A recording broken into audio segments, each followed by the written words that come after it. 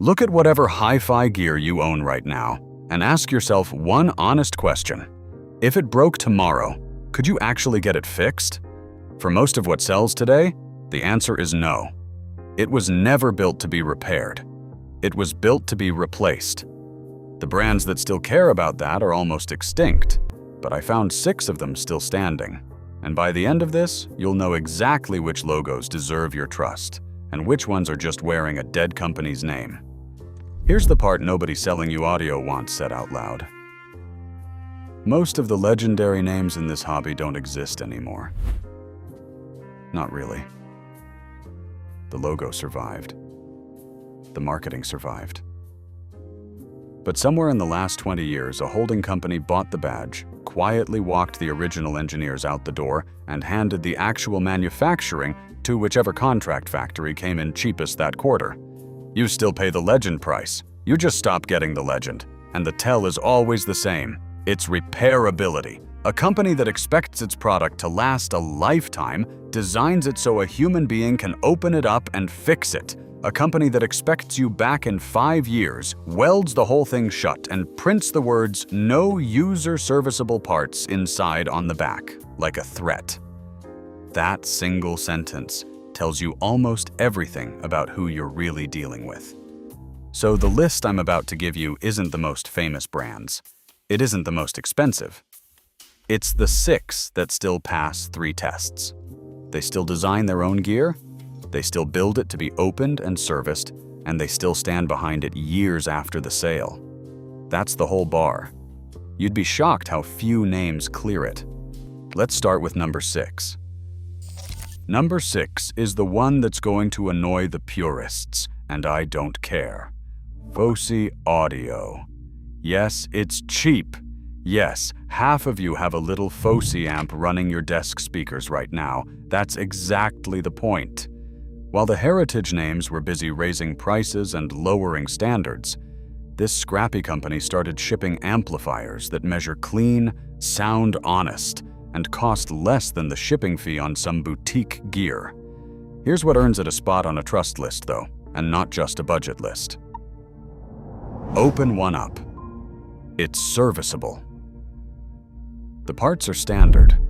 The design isn't hiding behind a wall of proprietary nonsense you'll never get support for. When something wears out in a decade, you or a tech can actually deal with it. The catch, and there's always a catch, is that Fosi is young. It doesn't have a 40-year track record yet because it hasn't been alive for 40 years. So this is the one pick on the list that's a bet on trajectory instead of a bet on history. But everything they're doing right now is the opposite of what the fallen legends did. And that's worth something. Compare that to the brand you probably think of as the safe budget choice. The one on the end cap at every big box store, the one whose name used to mean something. That one's a sticker on a box now. Fosi is the actual company. Number 5, Rega. If you've ever wanted to buy a turntable and felt completely lost, this is the name to anchor to. Rega has been building record players in England since the 70s. And here's the remarkable part. They never got swallowed. Still independent. Still run by people who care more about the tone arm than the quarterly report. And their whole design philosophy is basically a love letter to buy it for life. A Rega turntable is simple on purpose. Fewer parts, better parts. Nothing there just to justify the price tag. When something does eventually need attention, a decade or 2 down the line, it's a known quantity. Techs know these decks. Parts exist. You are not holding an orphan. That matters more than it sounds, because the turntable market is drowning in the opposite. Plastic decks with sealed, glued-in components, sold by brands that will be gone before the belt wears out. You'll go looking for a replacement part and find a forum full of people asking the same question you are, with no answers. Rega is the antidote to that.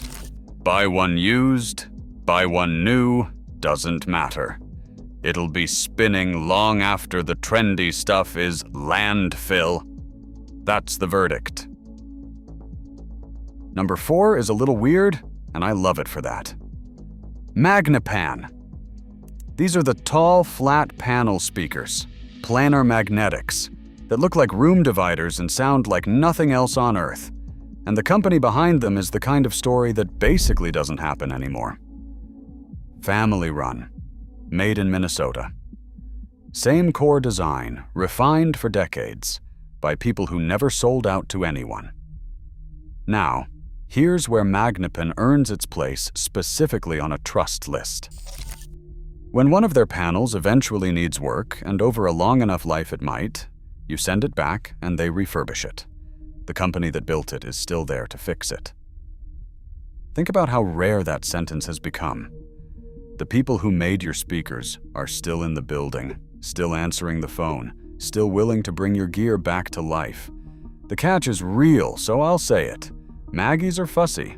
They want room to breathe, they want a bit of power, and they are absolutely not the move for a cramped apartment. This is not a plug-and-play pick, but if you have the space and you want a speaker that a real company will support for the rest of your life, there is nothing on a big box wall that comes close. Compare that to the premium tower speaker from the name everyone recognizes. The one that's now 3 owners removed from the engineers who built its reputation. One of these is a heritage. The other is a costume.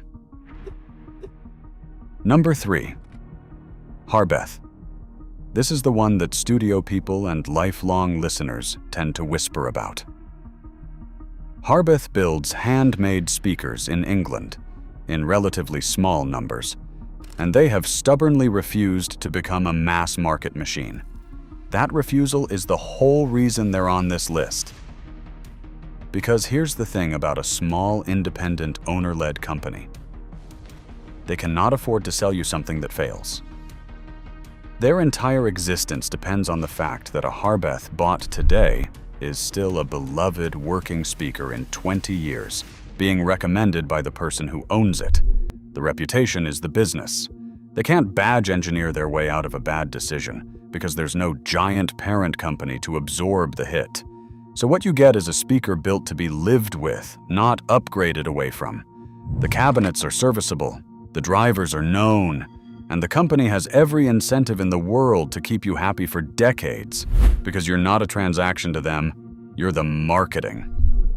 The catch? They are not cheap, and they are not flashy. Harbeth sound is about being right, not about impressing your friends in the first 9 seconds. If you want thump and sparkle to show off, look elsewhere. If you want a speaker you'll still be defending in a forum in 2046, this is it. Number 2. And this is the one I'd hand to almost anyone. Schiit Audio. Silly name. Serious company. American-made DACs and amplifiers, designed by people who've been in this industry since before most of the fallen legends fell. And they built the entire business around an idea the rest of the market abandoned. Your gear should be upgradable and repairable, on purpose, forever. Let me be specific, because specifics are the whole point. A lot of Schiit gear is modular. The DAC board, the amp section, designed so that when the technology moves on, you don't throw the box away. You upgrade the piece that got old and keep the piece that didn't. That is the literal opposite of the sealed, disposable, buy it again in 5 years model that the big names quietly switched to when the accountants took over. And when something does break, you email an actual company in an actual country that actually makes the thing. Try that with a badge-engineered brand whose manufacturer is a holding company and whose factory doesn't take your calls. The catch is small but honest. The aesthetic is utilitarian. These are boxes that look like boxes. If you need your gear to be jewelry, this isn't your brand.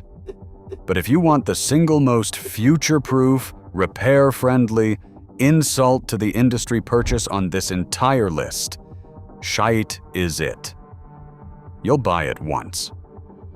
That's the point. And number 1, the name that ends every buy-it-for-life argument before it starts. Bryston. Here's why they win. Bryston, out of Canada, built its whole reputation on a warranty that sounds made up until you go check it. 20 years on their amplifiers. 2 decades. That is not a marketing gimmick. That is a company standing in front of you and saying out loud, "We are so sure this will still be working in 20 years that we'll put it in writing." Nobody offers that unless the engineering backs it up. Think about what that requires. You cannot promise 20 years and use disposable parts. You cannot promise 20 years and weld the box shut. Every decision Bryston makes is downstream of the fact that they have to mean it. The gear is built like professional equipment because it often ends up in studios and broadcast racks where failure isn't an inconvenience, it's a career problem. So when a Bryston lands in your living room, you're getting the same build that a mastering engineer trusts to run for years without a hiccup, not a consumer product dressed up to look serious. The real thing. And the contrast writes itself. Somewhere out there is a flagship amplifier from a worshipped old name, the one your dad wanted, the one the magazine gave 5 stars, that now comes with a 1-year warranty and a repair policy that quietly means just buy a new one. One of these companies is betting on the next 20 years. The other is betting you won't notice the difference until the receipt is long gone. Bryston is the verdict. If you buy nothing else off this list, understand what that warranty is telling you. So let's zoom out, because this was never really a list about 6 brands. It's a test you can run on anything. Does the company still make its own product, or is it just renting out a dead legend's name? Can a human being open it up and fix it, or was it built to be thrown away? And will they stand behind it in 10 years? Or does the warranty expire right around the time they're hoping you forget you ever trusted them? Fosi, Rega, Magnepan, Harbeth, Schiit, Bryston. 6 companies that pass all 3 in a market full of names that fail every one. Price didn't get them on this list. Marketing definitely didn't. They earned it the boring way by still being the people who make the thing. The next time you're about to spend real money on a name you recognize, stop and ask who actually owns it now. The answer might save you $1,000, and it'll definitely save you the heartbreak of watching an expensive box die exactly on schedule.